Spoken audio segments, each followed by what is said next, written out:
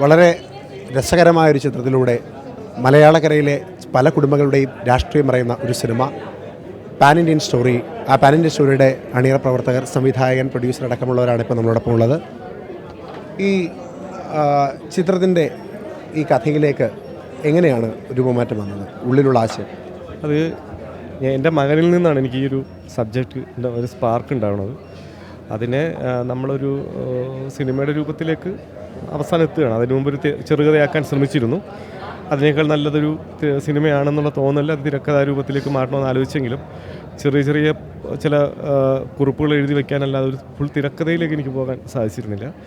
പിന്നീട് ഷൂട്ടിംഗ് സമയത്ത് തിരക്കഥ ഇല്ലാതെയാണ് ഇതിൻ്റെ ഒരു കുറച്ച് നോട്ട്സ് എഴുതി വെച്ച് അങ്ങനെയാണ് ഞാൻ സിനിമയാക്കുന്നത്. അതിപ്പം അതിൽ പറയുന്ന കഥ എൻ്റെ മകനിൽ നിന്ന് എനിക്ക് ലഭിച്ചിട്ടുള്ളതാണ്. അപ്പോൾ ആ മകൻ ഒരു കഥ പറഞ്ഞു തരികയല്ല, അവനിൽ നിന്ന് എൻ്റെ തന്നെ ഒരു സംഭവമാണ്. അതെന്താണെന്ന് പറയുകയാണെങ്കിൽ ഒരു പക്ഷേ അത് ആളുകൾക്ക് പെട്ടെന്ന് മനസ്സിലാവും. അതുകൊണ്ട് അത് പറയാൻ നിവൃത്തിയില്ലാത്തതാണ്. ഇപ്പോൾ സാറ് പറഞ്ഞതുപോലെ അല്ലാതെ ഇതിനകത്തൊരു കർണൻ്റെ ഒരു കവറിങ് വരുന്നുണ്ട്, അല്ലെങ്കിൽ അതിനകത്ത് ചില വേർഡുകൾ സ്കൈ, ആകാശം, ദൂരം, ആഴം എന്നൊക്കെ പറഞ്ഞിട്ട് അങ്ങനെ ഒരു കോട്ടിങ്ങിലൂടെ ഉദ്ദേശിച്ചത് എന്താണ്? എന്നിട്ട് കർണൻ അതിനകത്ത് എങ്ങനെയാണ്? കർണൻ എന്നല്ല, ഇത് റിയാലിറ്റി എന്ന് പറഞ്ഞൊരു സാധനം ഉണ്ടല്ലോ. ഏറ്റവും അവസാനമായിട്ട് റിയാലിറ്റിയാണ് പ്രധാനം. ആ റിയാലിറ്റി അവതരിപ്പിക്കലാണ് ഈ കർണൻ്റെ ഒരു വലിയ പ്രത്യേകത. തീരെ റിയലായിട്ടല്ലാതെ അവതരിപ്പിക്കാൻ പറ്റാത്തൊരു കഥാപാത്രമാണ് കർണൻ. അത് പുരാണത്തിൽ കർണനെ പോലെ റിയലായ വേറൊരു കഥാപാത്രം ഇല്ലെന്നാണ് പറയുന്നത്. അതുകൊണ്ട് കർണനും കർണഭാരവും, വ്യാസൻ്റെ കർണഭാരമാണ് ഞാൻ അതിനകത്ത് ഉപയോഗിച്ചിരിക്കുന്നത്. അപ്പം ഭാസൻ്റെ കർണഭാരം നമ്മൾ ചെയ്യുമ്പോൾ അതത്രയും നമ്മൾ അത് സിനിമയിൽ നമ്മൾ ഭാസനെ കടമെടുക്കുകയല്ല, മറിച്ച് നമുക്ക് പറയാനുള്ളൊരു കഥയ്ക്കൊരു പില്ലറായിട്ട് ഭാസൻ്റെ കർണഭാരത്തെ ഞാൻ ഉപയോഗിച്ചിരിക്കുന്നു എന്ന് മാത്രമേ ഉള്ളൂ. ഇതിൽ പക്ഷേ ഉപയോഗിച്ചിരിക്കുന്ന പിന്നെ വാചകങ്ങൾ അത് ഭാസവാക്യങ്ങളല്ല, മറിച്ച് കാവാലൻ സാർ അത് എഴുതിയതിനെ കാവാലൻ സാറിൻ്റെ കോട്ടും മറ്റുമൊക്കെയാണ് ഞാൻ ഉപയോഗിച്ചിട്ടുള്ളത്. ഇപ്പോൾ അടുത്തത് താങ്കളോടാണ്. ഇപ്പോൾ സ്വാഭാവികമായൊരു സിനിമ എടുക്കുന്ന സമയത്ത് പല സാമ്പത്തിക നേട്ടങ്ങൾ ഉദ്ദേശിച്ചുകൊണ്ട് ഒരു കച്ചവട രീതിയിൽ സിനിമകൾ എടുക്കുന്ന നിരവധി പേരുണ്ട്, എല്ലാവരും അല്ല, നിരവധി പേരുണ്ട്. അപ്പോൾ ഇതിലങ്ങനെ ഒരു സാമ്പത്തിക നേട്ടം പ്രതീക്ഷിച്ചിട്ടൊന്നും ആകണം തോന്നുന്നില്ല. കാര്യം അല്ല, വളരെ മനോഹരമായ ചിത്രം എന്നുള്ള രീതിയിൽ എന്തൊക്കെയായിരുന്നു ഇതിൽ പണം മുടക്കാനും ഇതിൽ അഭിനയിക്കാനും ഒക്കെ ഉണ്ടായ പ്രചോദനം? അപ്പോൾ ഈ പരിപാടി തുടങ്ങുന്ന സമയത്ത് നമ്മളിത് കംപ്ലീറ്റ്ലി അഭിലാഷിടം പറഞ്ഞ പുതിയ ആൾക്കാരെ വെച്ച് ചെയ്യാനാണ് ഉദ്ദേശിച്ചിരുന്നത്.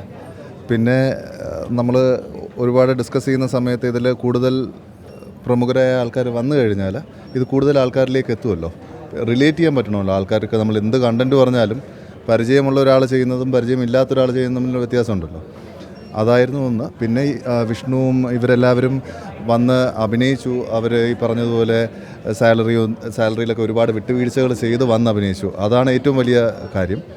പിന്നെ എന്തുകൊണ്ട് ഈ സിനിമ ചെയ്തു എന്ന് ചോദിച്ചു കഴിഞ്ഞാൽ അതൊരു നിമിത്തം തന്നെയാണ്. ആക്ച്വലി ഞങ്ങൾ സംസാരിക്കാൻ ഇടയാവുകയും ഞാൻ നേരത്തെ പറഞ്ഞതുപോലെ 2022 IFFKയുടെ വേദിയിൽ വെച്ച് കാണുകയും 2024 ഇവിടെ വരികയും ചെയ്യുക എന്നുള്ളത് ഇത് എഴുതി വെച്ചിരുന്നൊരു കാര്യം തന്നെയാണ്. അപ്പോൾ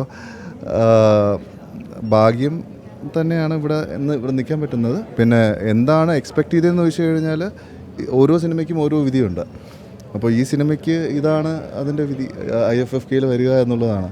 പിന്നെ എല്ലാ കാര്യവും നമുക്ക് ഇങ്ങനെ ലാഭം നോക്കി ചെയ്യാൻ പറ്റില്ല, ഒരു കാൽക്കുലേറ്റഡ് റിസ്ക് എടുക്കാം. പിന്നെ ഇതെന്നും നിലനിൽക്കുന്നൊരു സാധനമാണല്ലോ. ഇത് ഒരു ലൈബ്രറിയിൽ എന്തായാലും സ്റ്റോർ ചെയ്യപ്പെടും. പിന്നെ ഇപ്പോൾ ഈ സിനിമ ഇന്നിപ്പം കണ്ടിറങ്ങുമ്പോൾ എനിക്ക് തോന്നുമ്പം വിഷ്ണുവിൻ്റെ ഏറ്റവും മികച്ച വേഷങ്ങളിലൊന്നാണ്, അഭിലാഷ് ചേട്ടൻ്റെ ഏറ്റവും മികച്ച സിനിമയാണ്. അപ്പോൾ അതൊക്കെ തന്നെയാണ് ഇതിൻ്റെ ഔട്ട്കം. ഇനി ഇതിന് എന്തെങ്കിലും ഫ്യൂച്ചർ ഉണ്ടെങ്കിൽ നല്ലത് തന്നെ, എന്ന് വെച്ചാൽ അത് ഇല്ല എങ്കിലും ഇനി നമുക്കൊരു സിനിമ എടുക്കാൻ അതൊരു റീസൺ ആവില്ല. ഇനിയും സിനിമകൾ ഉണ്ടാവും ഡെഫിനറ്റ്ലി നമ്മുടെ ബാനറിൽ നിന്ന്.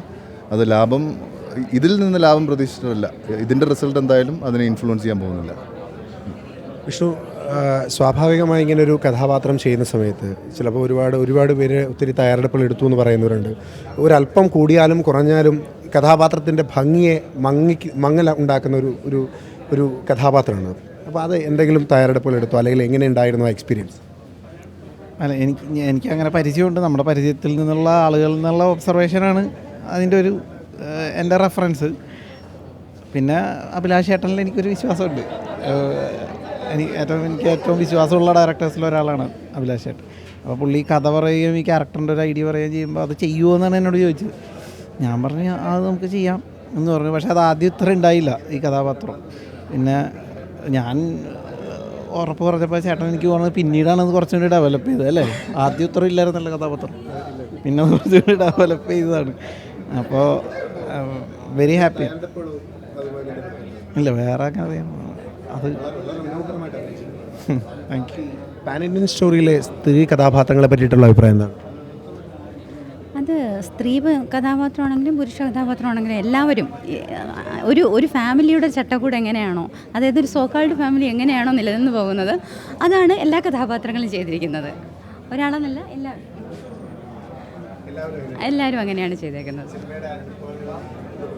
എന്തോ സെറ്റിൽ ഞങ്ങളെല്ലാവരും വളരെ ഫ്രണ്ട്ലി ആയിരുന്നു. കാര്യം ഇത് പറഞ്ഞ പോലെ ഇങ്ങനെ ഒരു നല്ല സിനിമ എടുക്കുന്നതിൻ്റെ ഭാഗമായി കൂടിയവരല്ലേ. അപ്പോൾ ഞങ്ങൾ ഭയങ്കര ഫ്രണ്ട്ലിയാണ്. പിന്നെ ഡയറക്ടർ സ്വാഭാവികമായിട്ടും നമുക്ക് തരുന്നുണ്ട്, സ്വാതന്ത്ര്യം തരുന്നുണ്ട്. ആ ക്യാരക്ടറെ പുള്ളി പറഞ്ഞു തന്നത് ചെയ്യാനുള്ളൊരു സ്വാതന്ത്ര്യം തരുന്നുള്ളത് ഒട്ടും തന്നെ സ്ട്രെസ് ഉണ്ടായിരുന്നില്ല.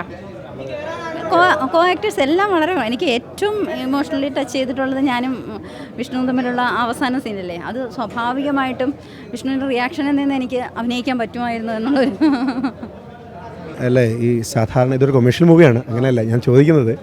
സാധാരണ കൊമേഴ്ഷ്യൽ സിനിമകൾ തിയേറ്ററിൽ ലാഭം ഉണ്ടാക്കാൻ വേണ്ടിയിട്ടൊക്കെ നമ്മൾ പ്രദർശിപ്പിക്കുന്നത് പോലെ ഒന്നുകൂടെ ഒന്ന് പ്രദർശിപ്പിക്കണം എന്നൊരു ചിന്തയുണ്ടോ? ഡെഫിനറ്റ്ലി. അപ്പോൾ ഈ സിനിമ ഇന്നിപ്പോൾ ഇത് കാണുമ്പോൾ എൻ്റെ മനസ്സിൽ ഈ സിനിമയ്ക്ക് ഒരു ഡെസ്റ്റിനി ഉണ്ട്, റൈറ്റ്. അപ്പോൾ അത് കൂടുതൽ ആൾക്കാരിലേക്ക് എത്താൻ തിയേറ്ററിൽ വരണം എന്ന് തന്നെയാണ് നമ്മൾ എല്ലാവരും ആഗ്രഹിക്കുന്നത്.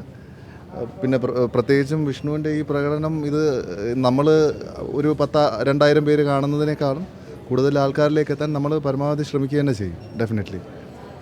പിന്നെ അത് ലാഭവും നഷ്ടവും നോക്കിയല്ല, ഡെഫിനറ്റ്ലി ഇത് ആൾക്കാർ കാണാവുന്ന അത്രയും ആൾക്കാരിലേക്ക് എത്തിക്കാനുള്ള ഡിസ്കഷൻസ് നടക്കുന്നുണ്ട്. OTT-യിലേക്കായാലും നമ്മൾ ശ്രമിക്കുന്നുണ്ട്. കാര്യം OTT-യിൽ വരുമ്പം ലോകത്ത് ഏത് കോണിലിരുന്നും നമുക്ക് മറ്റേ സബ് ടൈറ്റിൽ വെച്ചിട്ട് സിനിമ കാണുന്നു. നമ്മളെല്ലാം കൊറിയൻ പടം കാണുന്നുണ്ട്, കൊറിയക്കാർ മലയാളം പടം കാണാമല്ലോ. അപ്പോൾ എനിക്ക് വിഷ്ണുവിൻ്റേത് വീണ്ടും പറഞ്ഞ് വിഷ്ണുവിനെ സൂചിപ്പിക്കാനല്ല, പക്ഷേ ഈ സിനിമയിൽ ഏറ്റവും നന്നായിട്ട് നിങ്ങൾ വിഷ്ണുവും ഡാവിഞ്ചിയാണ്. അപ്പോൾ ഇത് മാക്സിമം ആൾക്കാരിലേക്ക് ഇതിൻ്റെ കഥയും, അഭിലാഷ് ചേട്ടൻ ഇതുപോലൊരു കഥ നമ്മളെല്ലാവരിലേക്ക് കണക്ട് ചെയ്ത് എത്തിക്കണമല്ലോ, നമുക്കത് റിലേറ്റ് ചെയ്യാൻ പറ്റണമല്ലോ. അപ്പം പരമാവധി ശ്രമിക്കുന്നുണ്ട് നമ്മൾ. നടക്കും. പിന്നെ അല്ലാതെ നമ്മൾ ഈ സിനിമ ഈ പറഞ്ഞ പോലെ 2 വർഷം മുമ്പ് കാണുമ്പോൾ ഒരു പരിചയം, ഒരു ചായ 2 വർഷത്തിന് ശേഷം ഇവിടെ നിൽക്കുകയാണെങ്കിൽ ഡെഫിനറ്റ്ലി തിയേറ്ററിൽ എത്തും എന്തായാലും. വളരെ മനോഹരമായിട്ട് മോൻ അഭിനയിച്ചു കേട്ടോ. മോൻ മാത്രമല്ല, എല്ലാവരും, നിങ്ങൾ 3 പേരും എല്ലാവരും. പക്ഷേ നിങ്ങൾ അതിമനോഹരമായിട്ട് അഭിനയിച്ചു. എങ്ങനെയായിരുന്നു സെറ്റിലേക്ക് അനുഭവം? സാധാരണ ഒരു സിനിമയെ പോലെ ആണോ, അതോ അല്ലാതെ എന്തെങ്കിലും കുറച്ചുകൂടെ അടുപ്പവും കുറച്ചുകൂടെ ഇൻറ്റിമസിയൊക്കെ ഫീൽ ചെയ്തിട്ടുള്ള അഭിനയമായിരുന്നു? നല്ല രസമുണ്ടായിരുന്നു ഷൂട്ട് ചെയ്തപ്പോൾ. പിന്നെ അഭിലാഷ് സാറ് എന്നെ വിളിച്ച് ഇങ്ങനെ ഒരു ക്യാരക്ടർ ഉണ്ടെന്ന് പറഞ്ഞിട്ട്, അപ്പോൾ എനിക്ക് ഭയങ്കര ഇഷ്ടമായി. ഇങ്ങനത്തെ ക്യാരക്ടറിൽ എനിക്ക് ഭയങ്കര ഇഷ്ടമാണ്. ഭയങ്കര പറയാൻ കിട്ടുള്ള അങ്ങനെ വർത്തമാനം പറയാൻ കൂട്ടത്തിലല്ല. ഇവന് സ്റ്റേറ്റ് അവാർഡ് കിട്ടുമെന്ന് ഞാൻ വിചാരിച്ചത്, ഞങ്ങളെല്ലാവരും വിചാരിച്ചതാണ്, പക്ഷേ കിട്ടിയില്ല. നമ്മൾ വിചാരിച്ചത് ആൾക്ക് സ്റ്റേറ്റ് അവാർഡ് കിട്ടുമെന്ന് വിചാരിച്ച ആൾ ഈ സിനിമയിൽ വന്നില്ല, പക്ഷെ സ്റ്റേറ്റ് അവാർഡ് കിട്ടിയ ആൾ നമ്മുടെ സിനിമയിലാവുകയും ചെയ്തു. മറ്റേ നമുക്ക് എൻ്റെ ഈ ധർമ്മജൻ ചേട്ടൻ്റെ ഒരു ക്യാരക്ടറിൻ്റെ ഒരു മിനിയേച്ചർ പോലെ, അപ്പോൾ എന്തായിരുന്നു അതിനെന്തെങ്കിലും ചേട്ടൻ്റെ കൂടെ നടക്കും ഒബ്സർവ് ചെയ്യുക അങ്ങനെ ചെയ്തു? അങ്ങനൊന്നും ചെയ്തില്ല. ധർമ്മചേട്ടൻ്റെ ചീത്ത പറയണ സിറ്റുവേഷനാണല്ലോ വരുന്നത്. അപ്പോൾ ഞാനും അങ്ങനെ ചെയ്ത്, ഞാനും വീട്ടിൽ ചീത്ത പറയാറുണ്ട്, അങ്ങനെ അച്ഛനും അങ്ങനെയൊക്കെ പറയാറുണ്ടല്ലോ. അപ്പം അങ്ങനെ പറഞ്ഞെന്നുള്ളൂ, അല്ലാണ്ട് വേറെ പ്രിപ്പറേഷൻ ഒന്നും എടുത്തിരുന്നില്ല. എങ്ങനെയുണ്ടായിരുന്നു സിനിമ? അടിപൊളിയായിരുന്നു, നല്ല അടിപൊളി. എനിക്കെന്ത് പറയണ്ട, നല്ല സന്തോഷത്തിലാണ്. Thank you. അപ്പോൾ മനോഹരമായ ഒരു ചിത്രമാണ് IFFK വേദിയിൽ ഇന്ന് നമ്മൾ കണ്ടത്. ഇനിയും ഇത്തരത്തിൽ നിരവധി സിനിമകൾ ഇവിടുത്തെ വേദികളിൽ ഉണ്ടാവും. ഓരോ സിനിമകളും ഓരോ കഥകളും ഓരോ അനുഭവങ്ങളുമാണ്.